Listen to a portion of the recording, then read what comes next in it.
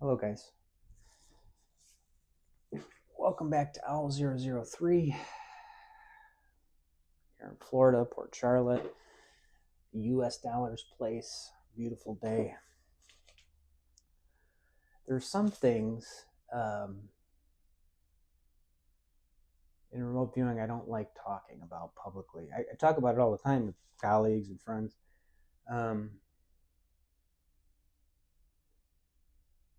But, I want to dedicate this episode to Ingo because I feel like I owe it kind of to the work that he's done and stuff to kind of talk about this topic.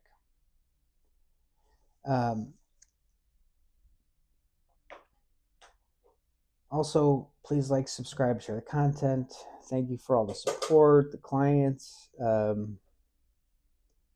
everything. So,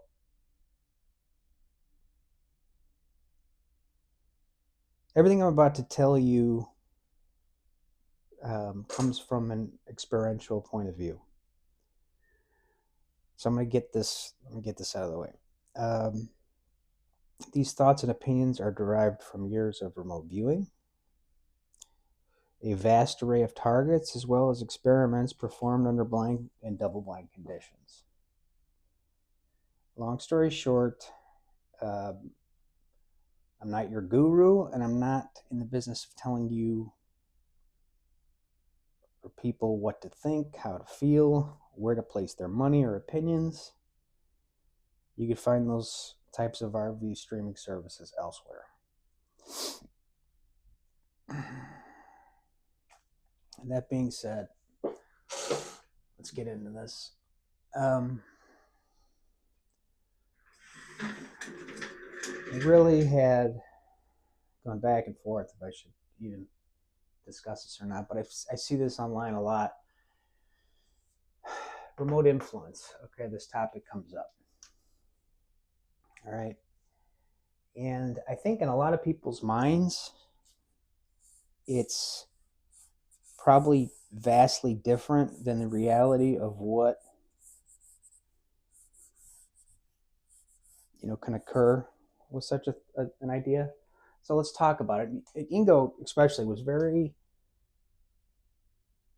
he put a lot of importance upon the exact definition of exactly what we're talking about here. Okay, so remote influence. Remote of a place situated far from the main centers of population, distant.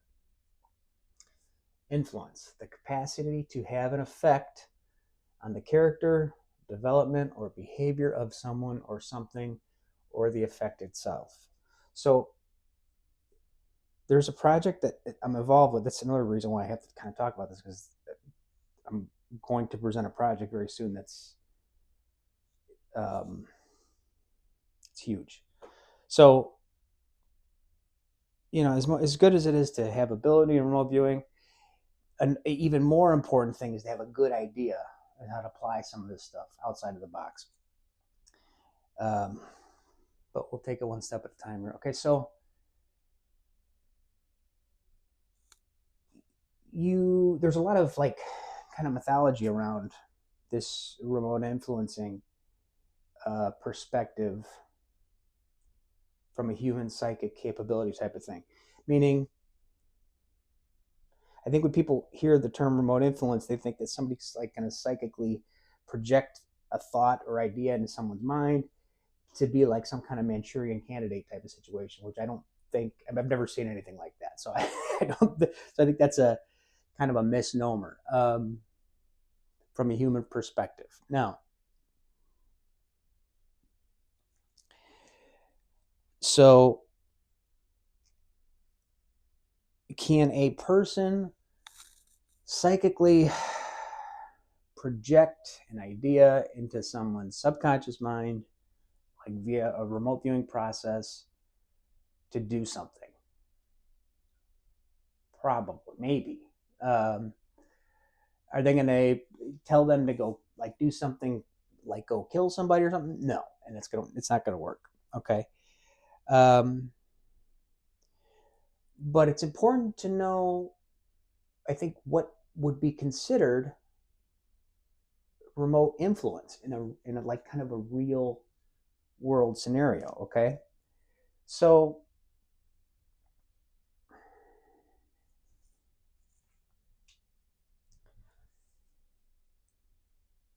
let's talk about what we're capable of. Okay, what this whole psychic, non-local, as a whole, what we could do with it. Okay, so we have this data acquisition, we have this non-local capability. Um, we seemingly have this communication factor where we can have this dialogue with the subconscious mind of the person at the target. I have seen detection capabilities, meaning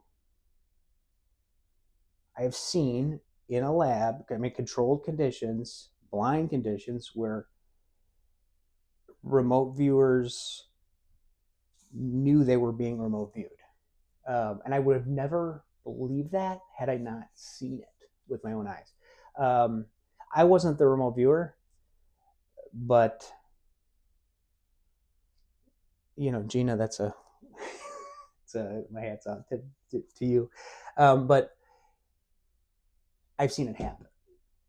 So not only that, the psychic wasn't really the kind of the psychic at the time. She wasn't like in a meditative state, but she was kind of in the kind of a zone. But she's extremely psychic. Okay, meaning um, when you do remote viewing, you're kind of retraining your mind, your brain to kind of uh, pick up information in a different kind of a way, as to where some people, just natural psychics, for whatever reason, they have developed in such a way where they kind of process information this way in a natural kind of a way originally. So they already kind of have this system built in. So, so anyway, that's what we're talking about here today. So again, can a human know that they are being remote viewed? From what I've seen, apparently yes, it's possible. Um, Now, because of what I have seen, I would suspect that a person in a highly kind of a meditative state at the time would probably be even more cognizant of being remote viewed at the time, I would suspect. Now, if I remote viewed a person, whether precognitively, in time, out of time, past, future, whatever, and that human presents some kind of recognition of knowing that I am remote viewing them, whether it be they come back with some kind of telepathic message, or um, they come to the realization that they have been remote viewed. Is that remote influencing? Well, yes, it is, because you have changed what would have, this guy would have just gone ahead and went on his meditative state, not knowing that he was being remote viewed. So when I say remote influenced, I'm not having him like controlling him like a puppet, but I have influenced the situation. I have influenced him in that it's changed his pattern of behavior in that moment because he knows now that he's been remote viewed. Okay. So influence, you know, um, may not necessarily mean, hey, I'm going to control this body and make them do what I want to do. Influence is a broad kind of a thing if you really think about it. Okay. So again, when you look at human capability, um, in a comparison to, you know, kind of a scale, some of these things seem relatively low. Meaning, our data acquisition, we kind of have to go through this process to kind of start to open up this aperture in a sense to kind of get this this information. Again, telepathy relatively low. I could maybe, try and send telepathic messages or get into a remote viewing kind of a setting and have a dialogue with the subconscious mind, but very likely that human subconscious on the other end is not going to have a conscious knowing that you're digging around in their mind. So, and even like psychokinesis and stuff, like where you're trying to get, they put a tinfoil in your glass and, they focus on it for long enough so they can kind of get it moving a little bit. It works, but it works so minimally. It's almost like it's not worth the effort, right? So all this stuff is, been proven one way or the other many times over. But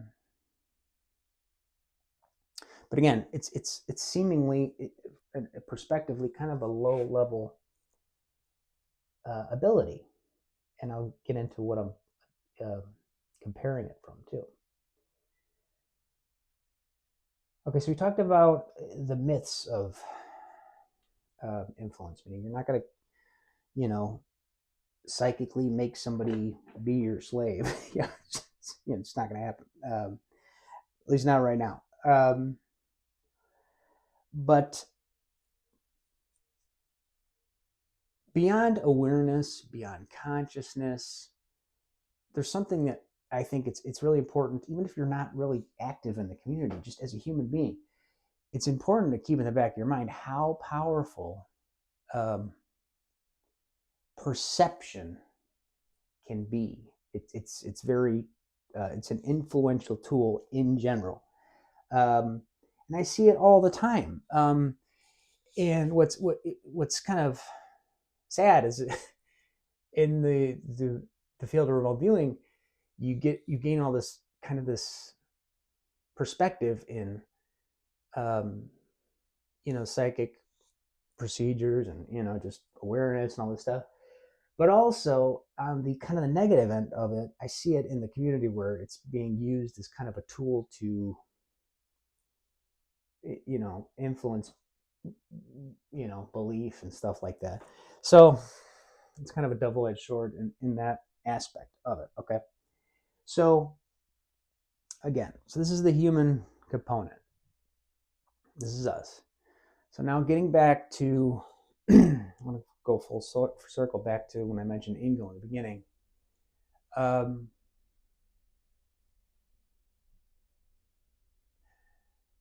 If you know anything about remote viewing, you've heard of Ingo Swann, the story of penetration. Ingo was well aware of a non-human component here on planet Earth and the meddling of that component with human consciousness and awareness. And, so that's what I'm about to talk about. And this is the part that I really don't like talking about publicly. But that's why I have the caveat in here in the beginning of I'm not gonna sit here and tell you the Pope's running the world and all this crazy bullshit. I'm just gonna tell you from an experiential, point of view, and the pieces that I put together, and I have to assume over years doesn't mean I'm right. I'm probably wrong. Okay, so those who want to chew me up and spit me out, they could go ahead and go nuts over stuff like that. But we need to talk about this aspect, the non-human aspect, because we're getting to the point now where it's pretty much it's gonna be harder and harder. It's pretty much acknowledged that these things exist. Okay.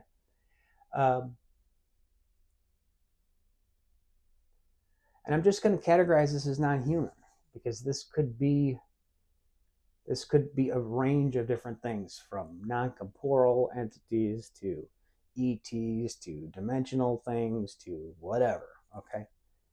But here's where I'm going with this. Seemingly, And this is strictly from a remote viewing perspective.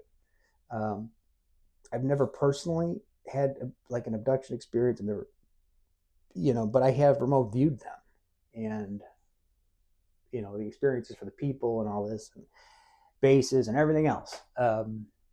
Hundreds, if not thousands, all right, at this point. But anyway, so they have this same stuff: detection. People, remote viewers have doing esoteric targets. They'll feel like they've been spotted. They have this communication, telepathy aspect. They have the same data acquisition, and they have the same influence. Now, from what I've seen, the difference here is these abilities seems to be quite a bit higher. Okay, so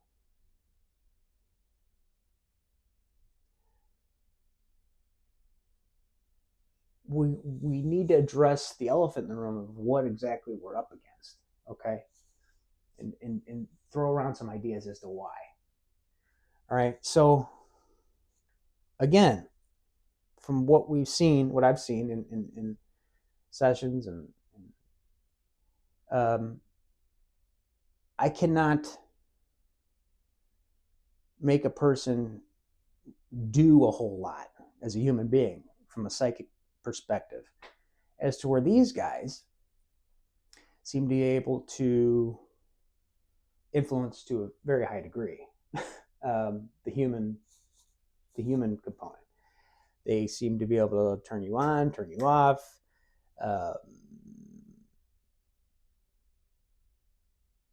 penetrate your mind, make you feel deep levels of emotions, which I don't know how, whether it be usually kind of fear. At least that's been my experience when I'm trying to kick you out.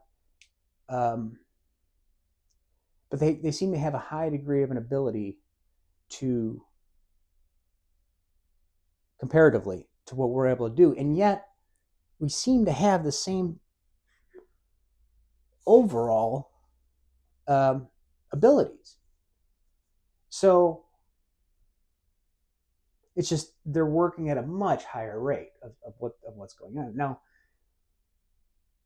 I have to ask myself why. Is it because they're so much more intelligent? Is it because they're some technology involved? It's very, very likely. I mean, it could be.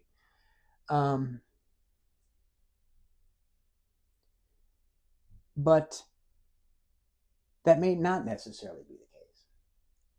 Meaning, intelligence doesn't necessarily mean a higher degree of psychic ability. We have no real proof of that those two equate to each other. I mean, I'm sure analytically, there's people a lot smarter than me, but I will psychic the shit out of them. You know what I mean? So, clearly. And so we talk about the what I've seen in abduction experiences via sessions. They seem to be able to do these things, wake people up, put them to sleep, move them inside and out of material objects, and all kinds of craziness. Okay. Now, when I did a session, did a session for my advanced instructor on Luis Elizondo, and he was kind of he thought he was kind of exhibiting some strange behavior at the time. So I can't remember what the exact tasking was, but I did a session on it. It's on YouTube. My assessment was at some point Lou was abducted. To be honest with you, I don't know if that's true, but that's what I got. But I'll never forget one of the most interesting sketches in that session, and that was Lou sitting at his desk.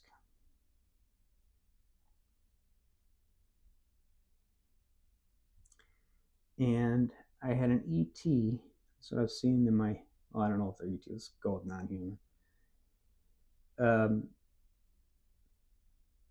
standing over him.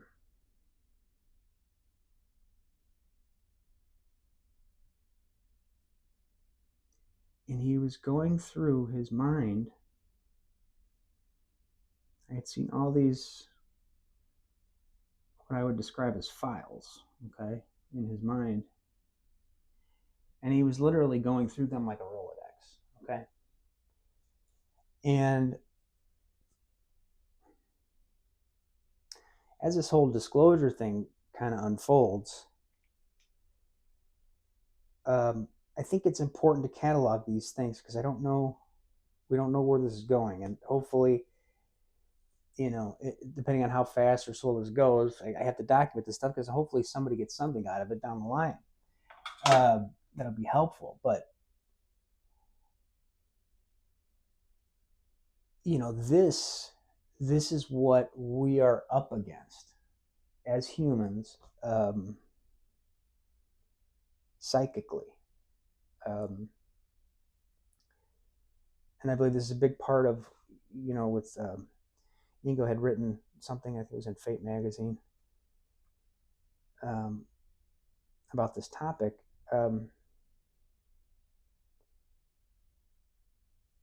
There seems to be a controlling, and at times aggressive factor to all this. Now, we talk about why is this so high, and what could, outside of the intelligence or age or whatever, what else could be a factor? Now, I think back to something Tom DeLonge had said about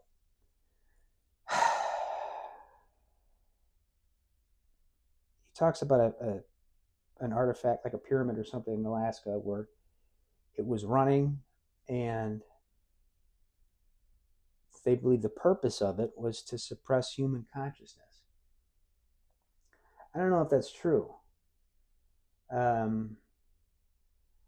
I think it's an interesting thing to have said, and I think it's something we can't rule out, because there is this non-locality aspect of who we are, okay, and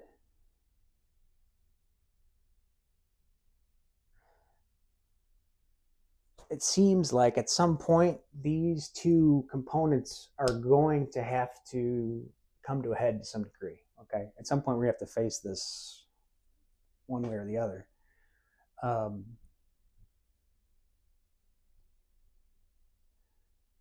Because from my perspective,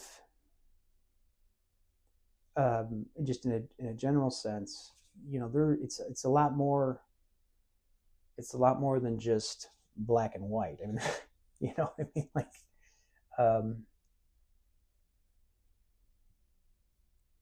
Courtney talks about our spectrum, our visual spectrum. It's a very narrow band. We're missing a lot. It could very well be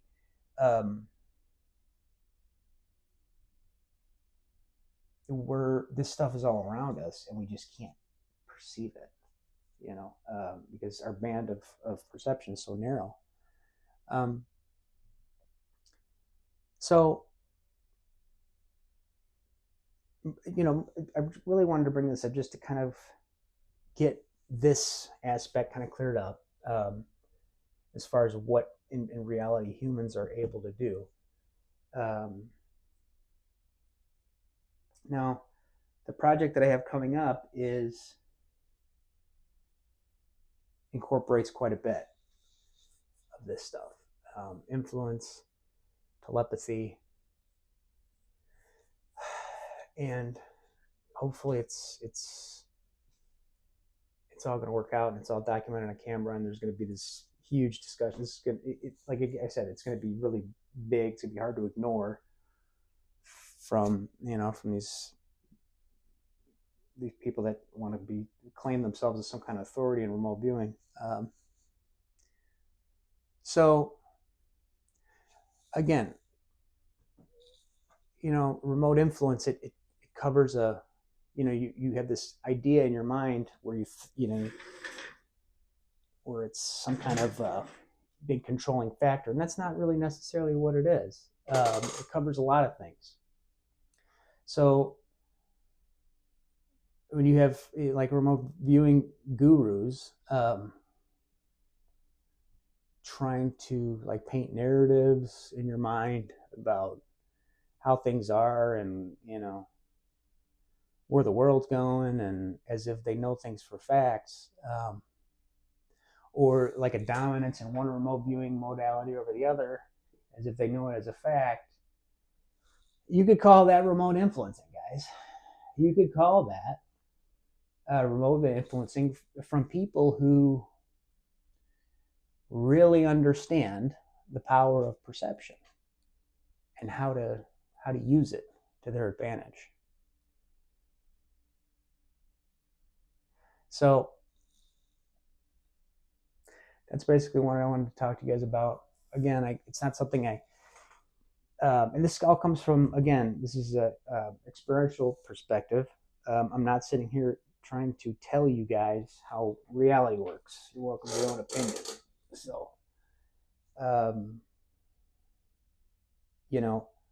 I have very strong feelings. I mean, there's some things that if you held a gun to my head, I would say it's this, that, and the other, but I would never come out and present it to you guys like that, because that's not science, So if I know something for a fact, I explain it like that. If I prospectively, if it's something that, what it feels like or seems to be, that's how I present it to you guys. Okay. And then I leave it up to you to make up your own mind. But so I wanted to give you a heads up on stuff that's coming up, and it's going to be pretty profound, and it actually deals with these guys. So it's the project is about 50% done, and if it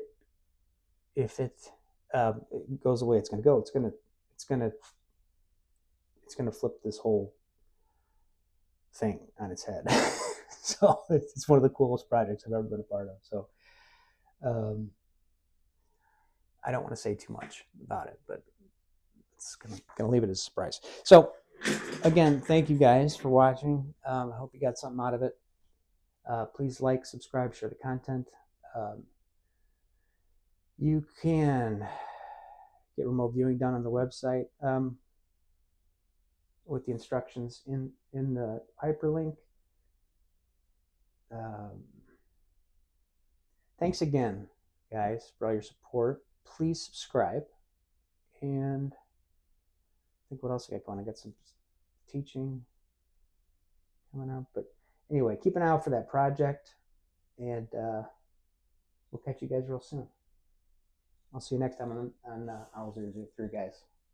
Bye-bye.